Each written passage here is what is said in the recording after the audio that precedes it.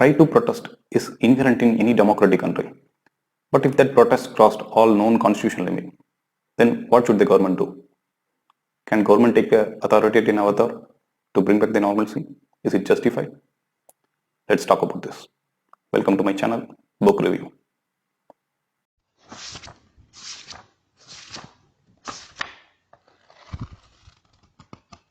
Today I am going to discuss about this book, In the Name of Democracy, written by author Bipin Chandra.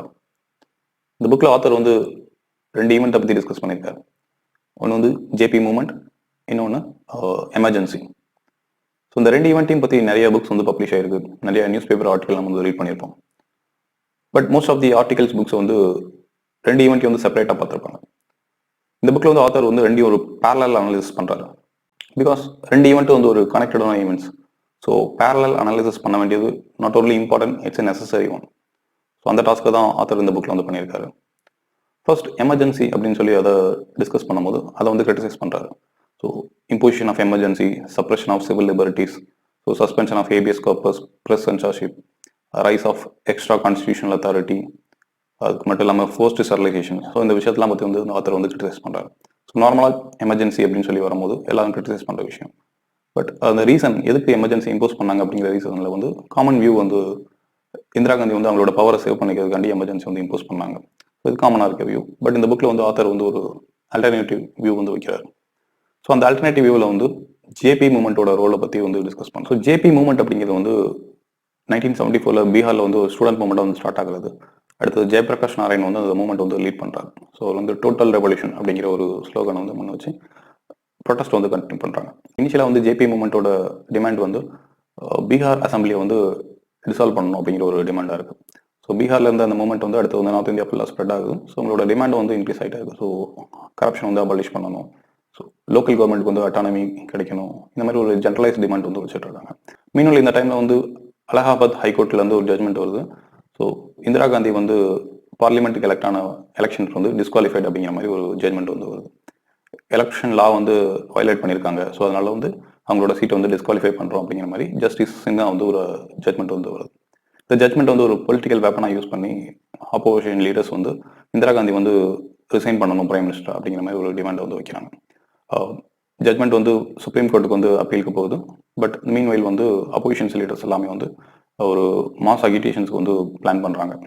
So ஒரு civil disobedience movement, no tax movement, so இந்த மாதிரி ஒரு பெரிய level ப்ரொட்டஸ்ட்க்கு வந்து plan பண்ணுறாங்க. So இந்த சுச்சுவேஷனில் வந்து கவர்மெண்ட் வந்து எமர்ஜென்சி வந்து இம்போஸ் பண்ணுறாங்க.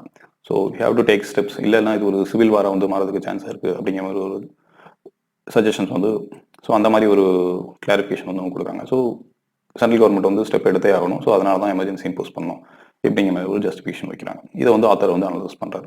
ஜேபி மூவ்மெண்ட்டாக இருக்கட்டும், கவர்மெண்ட்டாக இருக்கட்டும், ரெண்டு பேருமே கொடுக்குற ஜஸ்டிஃபிகேஷன்ஸ் வந்து டு சேவ் தி டெமோக்ரஸி நாங்கள் வந்து ஒரு அன்யூஷுவல் ஸ்டெப்ஸ் வந்து எடுக்க வேண்டியது இருக்குது அப்படிங்க. ஜேபி மூவ்மெண்ட் என்ன சொல்கிறாங்க அப்படின்னா, இந்திரா காந்தி வந்து ஒரு ஆட்டோக்ராட்டிக் ரூலராக வந்து ரூல் பண்ணிட்டு இருக்காங்க. ஸோ அதனால வந்து அந்த ப்ரொட்டஸ்ட் மூலமா வந்து அவங்கள வந்து ஸ்டெப் டவுன் பண்ண சொல்கிறோம் அப்படிங்கிற மாதிரி அவங்க ஒரு இந்த நேம் ஆஃப் டெமோக்ரஸி அப்படிங்கிற மாதிரி ஒரு கிளாரிஃபிகேஷன் வந்து கொடுக்குறாங்க. On the other hand government வந்து ஒரு டெமோக்ராட்டிக்லி எலெக்டட் கவர்மெண்ட்டை வந்து ஒரு எக்ஸ்ட்ரா பார்லிமெண்ட்ரி மெஷர், ஒரு நான் கான்ஸ்டியூஷனல் ப்ரொட்டஸ்ட் மூலமா வந்து ஓவர் த்ரோ பண்ண பார்க்குறாங்க.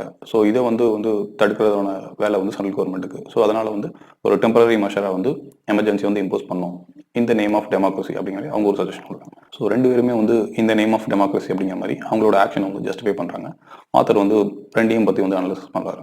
ஜேபி மூவ்மெண்ட்டை பற்றி டிஸ்கஸ் பண்ணும்போது ஸோ ஜேபி மூவ்மெண்ட்டில் இருக்க ஒரு இன்ஹரண்ட் ஃப்ளா, டிஃபெக்ட்ஸை பற்றி வந்து அனலைஸ் பண்ணுறாரு. ஃபர்ஸ்ட் வந்து கண்ட்ரியில் வந்து ஒரு ஜென்ரல் டிஸ்கண்டென்ட் வந்து இருந்துச்சு. ஸோ ஒரு அன்எம்ப்ளாய்மெண்ட், ஹை இன்ஃப்ளேஷன், ஸோ அதனால் எல்லாருமே வந்து மக்கள் ஒரு டிஸ்கண்டென்ட்டில் இருந்தாங்க. பட் ஜேபி வந்து அதை வந்து ஒரு டோட்டல் ரெவல்யூஷனுக்கான ஒரு இன்சிடெண்ட்டாக வந்து மிஸ்கால்குலேட் பண்ணிட்டாரு. ஸோ ஜேபி வந்து ஒரு மாஸ் லீடராக வந்து ஒரு மிசரபிளி வந்து ஃபெயில்டு அப்படிங்கிற மாதிரி ஒரு கிரிட்டிசிசம் வந்து வைக்கிறாரு. அடுத்தது வந்து ஒரு மாஸ் மூவ்மெண்ட் வந்து ஸ்டார்ட் பண்ணால் ஒரு ஸ்ட்ராங் கேடர் வந்து இருக்கணும். பட் ஜேபி வந்து அந்த மாதிரி ஒரு கேடரை வந்து உருவாக்கலை. he completely based on the right wing organization. So right wing organisation வந்து ஒரு ஃபேசிஸ்ட் ஐடியாலஜியில் உள்ளது. அதனால அந்த கேடரை வந்து நம்பி இருந்தது வந்து ஜேபி பண்ண ஒரு பெரிய தப்பு அப்படிங்கிற மாதிரி ஆத்தர் வந்து கிரிட்டிசைஸ் பண்ணுறாரு. தேர்ட் வந்து அப்போசிஷன் லீடர் வந்து பொலிட்டிக்கலாக வந்து காங்கிரஸையோ இந்திரா காந்தியோ வந்து அப்போஸ் பண்ண முடியல. ஸோ அதனால ஜேபி அப்படிங்கிற ஒரு லீடரோட இமேஜ் யூஸ் பண்ணி ஸோ அவங்களோட பொலிட்டிக்கல் பெனிஃபிட்ஸ்காண்டி வந்து யூஸ் பண்ணிக்கிட்டாங்க ஜேபி மூவ்மெண்ட்டை. ஸோ ஃபியூச்சரில் வந்து இந்த வெஸ்டர்ட் இன்ட்ரெஸ்ட் வந்து அவங்களோட பொலிட்டிக்கல் பெனிஃபிட்ஸ்காண்டி ஜேபி மூவ்மெண்ட் வந்து யூஸ் பண்ணியிருப்பாங்க அப்படிங்கிற மாதிரி ஒரு அனாலிசிஸ் வந்து ஆத்தர் வந்து கொடுக்குறாரு. ஆன் தி அதர் ஹேண்ட் எமர்ஜென்சியை பற்றி கிரிட்டிசைஸ் பண்ணும்போது எமர்ஜென்சி வந்து ஒரு அத்தாரிட்டேரியன் ரூல் வந்து பண்ணிட்டு இருந்தாங்க. பட் அத்தாரிட்டேரியன் ரூல் அப்படின்னு சொல்லும்போது ஒரு டோட்டலிட்டேரியன் ரூலுக்கான கேரக்டரிஸ்டிக்ஸ் வந்து இல்லை. அது மட்டும் இல்லாமல் எமர்ஜென்சியை வந்து ஒரு டெம்பரரி மெஷராக தான் வந்து அனௌன்ஸ் பண்ணாங்க. பட் அதோட பீரியட் வந்து எக்ஸ்டெண்ட் பண்ணிகிட்டே போனது வந்து ஒரு பெரிய தப்பு அப்படிங்கிற மாதிரி ஒரு கிரிட்டிஷன் வந்து வைக்கிறாரு. ஸோ எமர்ஜென்சி வந்து ஒரு ப்ரீ டிஃபைன்ட் ஒன். ஸோ அது வந்து ரொம்ப நாளாக பிளான் பண்ணிட்டு இருந்தாங்க. ஸோ ஒரு சுச்சுவேஷன் வந்ததும் ஸோ அதை வந்து இம்போஸ் பண்ணிட்டாங்க. ஸோ லாங் டைம் டிக்டேட்டர்ஷிப்கான போட்ட பிளான் அப்படிங்கிற மாதிரி ஒரு கிரிட்டிசேஷன் இருக்கிறது வந்து ஆத்தர் வந்து அனலைசிஸ் பண்ணுறாரு. ஸோ அந்த மாதிரி வந்து எந்த கேரக்டரிஸ்டிக்ஸும் வந்து எமர்ஜென்சி ரூலில் வந்து இம்போஸ் பண்ணல. டிக்டேட்டர்ஷிப் அப்படிங்கிற மாதிரி கம்ப்ளீட்டாக வந்து ஒரு கான்ஸ்டியூஷன் பேஸ் பண்ணி தான் அவங்க ரூல் பண்ணிட்டு இருந்தாங்க. ஸோ கான்ஸ்டியூஷன்லாம் அமெண்ட்மெண்ட் பண்ணாங்க. பட் எல்லாமே வந்து ஒரு பார்லிமெண்ட்ரி மெத்தடில் தான் பண்ணாங்க. ஸோ அதனால் இது ஒரு ப்ரீ பிளான்ட் இதுன்னு சொல்ல முடியாது அப்படிங்கிற மாதிரி ஒரு அனலைசிஸ் வைக்கிறார். அது மட்டும் இல்லாமல் வந்து 19 months ஆஃப்டர் வந்து எமர்ஜென்சி வந்து ரிவோக் பண்ணிட்டாங்க. அதுக்கப்புறம் ஃப்ரீ அண்ட் ஃபேர் எலெக்ஷன் நடந்துச்சு. ஸோ இந்திரா காந்திக்கு வந்து ஷி வாஸ் கன்வின்ஸ்டு இந்த டைமில் வந்து எலெக்ஷன்ஸ் நடந்துச்சு அப்படின்னா காங்கிரஸ் வந்து டிஃபீட் பண்ணிடுவாங்க அப்படின்னு தெரிஞ்சும் வந்து ஃப்ரீ அண்ட் ஃபேர் எலெக்ஷன் நடந்துச்சு. ஸோ காங்கிரஸ் வந்து டிஃபீட் ஆச்சு. ஸோ அதனால் இது ஒரு லாங் டைம் டிக்டேட்டர்ஷிப்கான ஒரு பிளானாக வந்து இதை பார்க்க முடியாது அப்படிங்கிற மாதிரி ஒரு அனலைசிஸ் வைக்கிறார். So overall it's a well research and well analysed book. Emergency அப்படிங்கிற ஒரு ஈவெண்ட்டை வந்து ஒரு ஒன் சைடு வியூவாக வந்து பார்க்காம so every coin has two sides அப்படிங்கிற மாதிரி ஒரு பேரலல் அனாலிசிஸ் வந்து கொடுத்துருக்காரு.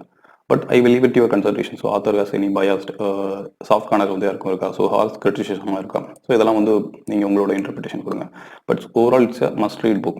Both JP movement and emergency have a long time impact in the minds of people and Indian polity. So ஃபியூச்சரில் இந்த மாதிரி ஒரு எக்ஸ்ட்ரீம் ஈவெண்ட்ஸ் நடக்காமல் இருக்கணும் அப்படின்னா we have to learn from our past mistake. So just read the book, give your interpretation and share your comments in the comment section. Have an analytical reading. Thank you.